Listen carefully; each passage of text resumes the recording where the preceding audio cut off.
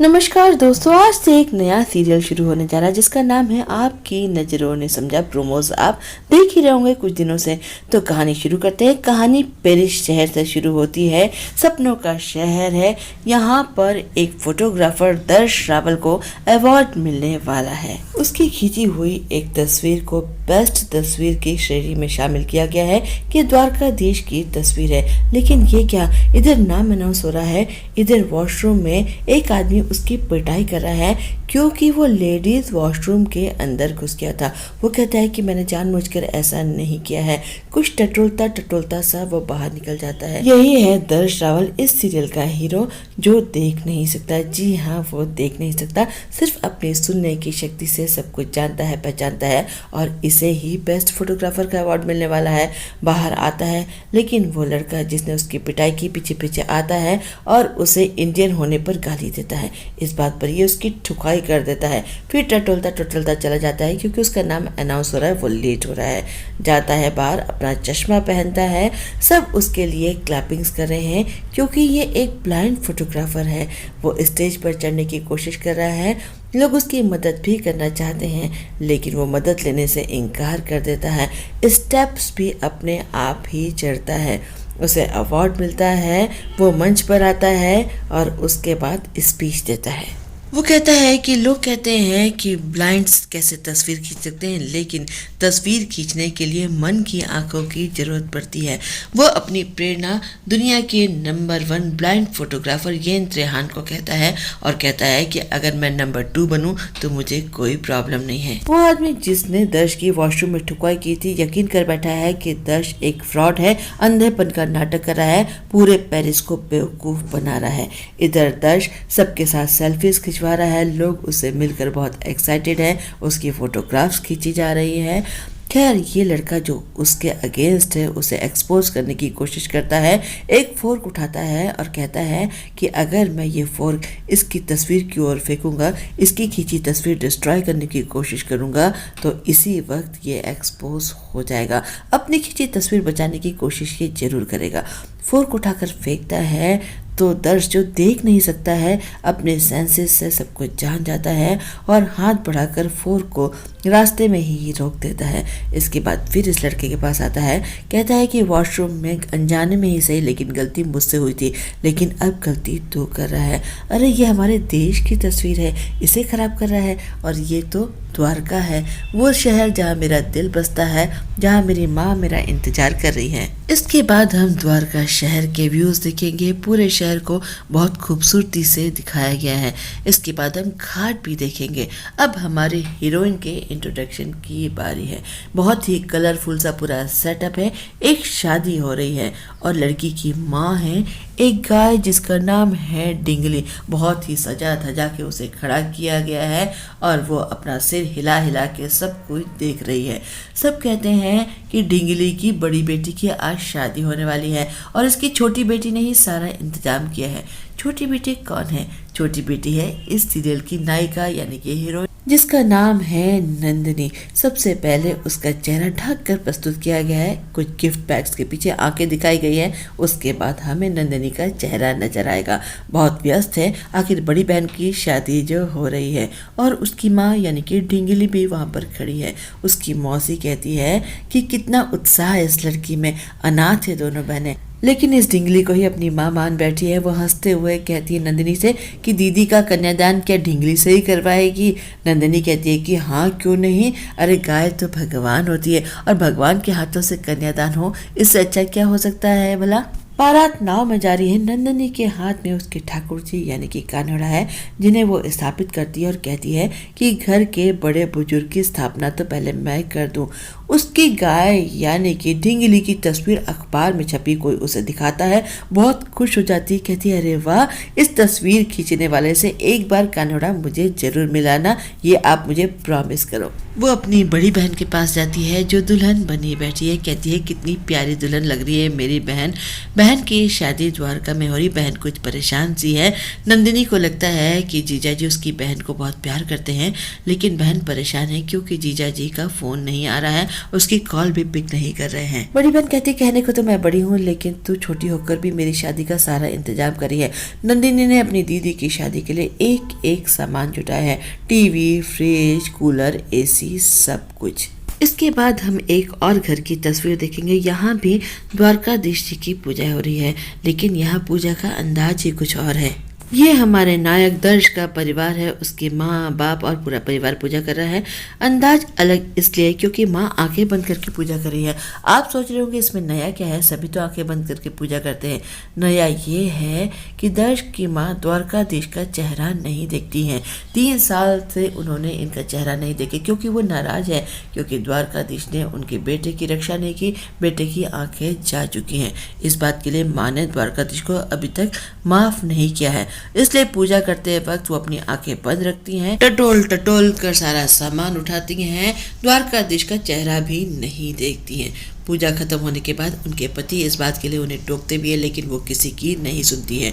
आज blind school में उन्हें 50 डिब्बे मिठाई के बंटवाने हैं, जो सारे डिब्बे परिवार वाले खुद अपने हाथों से पैक करेंगे। उनके पति थोड़ी सी बेईमानी करते, 2 डिब्बे रखने की कोशिश करते हैं तो वो टोक देती हैं और कहती है कि जब मेरे बेटे दर्श की शादी होगी ना, तो पूरे 5000 डिब्बे आपसे पैक करवाऊंगी। उनके पति थोड़े से गंभीर हो जाते हैं और कहते हैं कि कुछ पल के लिए उसकी शादी का ख्याल अपने मन से निकाल दो, ये नहीं हो सकता है। माँ नाराज हो जाती है, वहाँ से उठकर चली जाती है। उनके पति भी पीछे पीछे आते हैं, समझाने की कोशिश कर रहे हैं, लेकिन माँ समझने को तैयार नहीं है और कहती हैं कि क्यों नहीं होगी मेरे बेटे की शादी, क्या कमी है उसमें। पिता कहते हैं कि खुद सोच के देखो कि कौन नॉर्मल लड़की एक ऐसे लड़के से शादी करना चाहेगी जो देख नहीं पाता है। अगर कल को वो लड़की किसी मुसीबत में फंस गई तो क्या हमारा बेटा उसकी रक्षा कर पाएगा। माँ कहती है कि क्यों नहीं कर पाएगा, अरे किसी की रक्षा करने के लिए आंखों की नहीं जिगर की जरूरत होती है। मेरे बेटे में कोई कमी नहीं है, कितना अच्छा है मेरा बेटा, जैसे भगवान ने खुद उसे अपने हाथों से बनाया है। लोगों को उसकी एक कमी नजर आती है, उसकी इतनी सारी खूबियां नहीं नजर आती। आप देखिएगा उसकी जिंदगी में एक दिन ऐसी लड़की आएगी जो उसे अपनी मन की आंखों से देखेगी। इधर नंदिनी अपनी बहन की शादी में बहुत खुश है, नाच रही है, गा रही है, एंजॉय कर रही है, लेकिन बहन को उसकी चिंता है।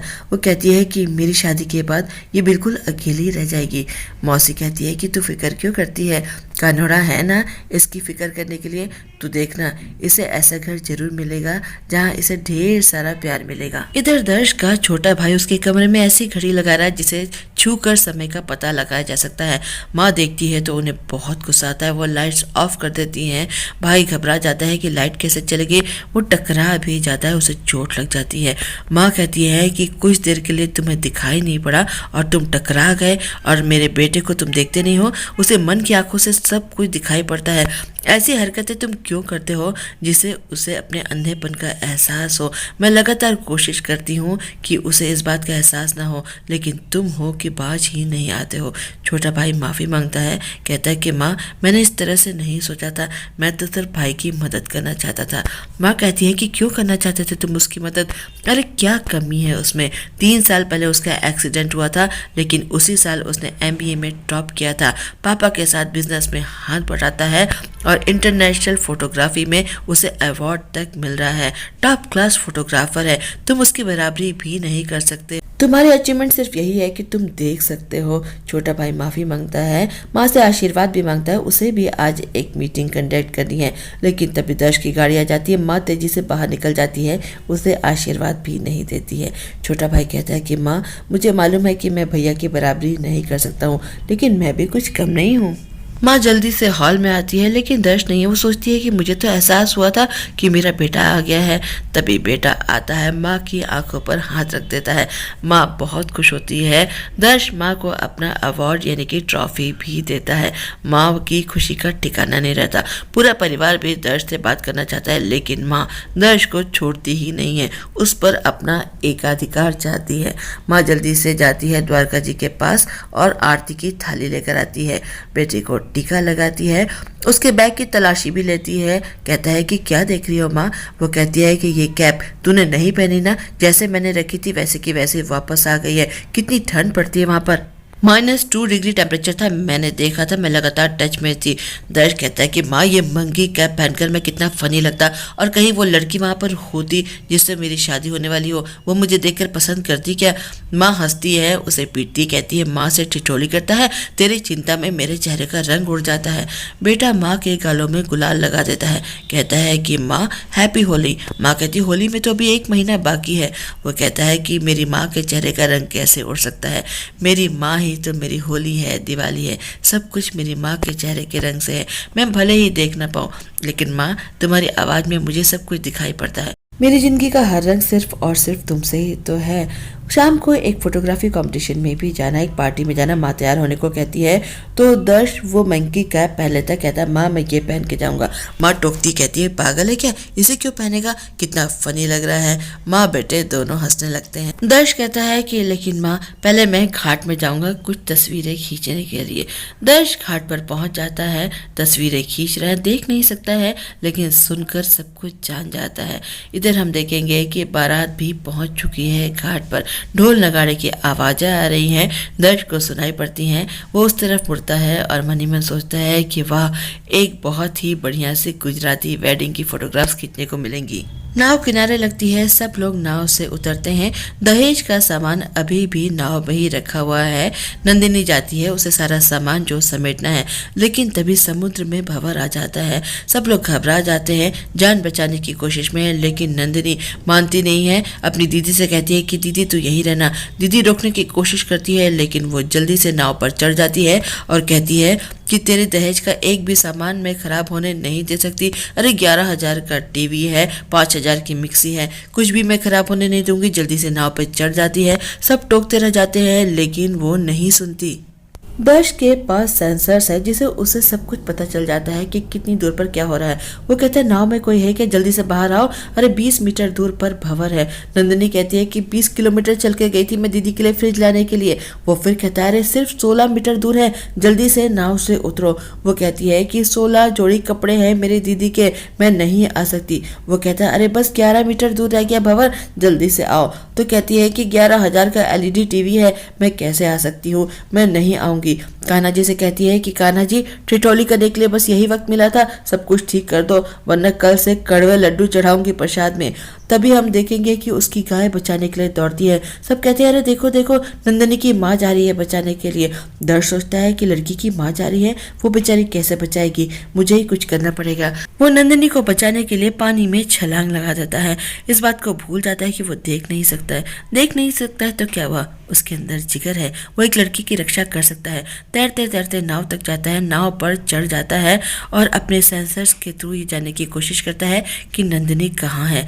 इधर नंदिनी अपने सामान को बचाने में लगी हुई है, उसका पाँव अचानक से रस्सी में फंस जाता है, वो गिरने लगती है तो दर्श उसे अपनी बाहों में संभाल लेता है। यहाँ हम देखेंगे कि हमारे हीरो और हीरोइन की पहली मुलाकात हो चुकी है, बहुत ही रोमांटिक सी मुलाकात है। बस आज का एपिसोड यहाँ पर खत्म हो जाता है। कल के एपिसोड में हम देखेंगे कि दर्श नंदिनी से कहता है कि सामान बचाने की कोशिश करी थी, ये सब कुछ ठीक है, लेकिन जिंदगी सामान से ज़्यादा कीमती होती है। वो तो ज्ञान बांट कर चला जाता है। नंदिनी कहती है कि इस ज्ञान कुमार से दूसरी मुलाकात तो बनती है, हिसाब तो चुकता करना ही पड़ेगा। हम ये भी देखेंगे कि दर्श का परिवार पार्टी में जाता है। एक लड़की को दर्श की माँ पसंद कर लेती है, लेकिन दर्श देख नहीं सकता है। वो लड़की दर्श का अपमान कर देती है। माँ को बहुत गुस्सा आता है।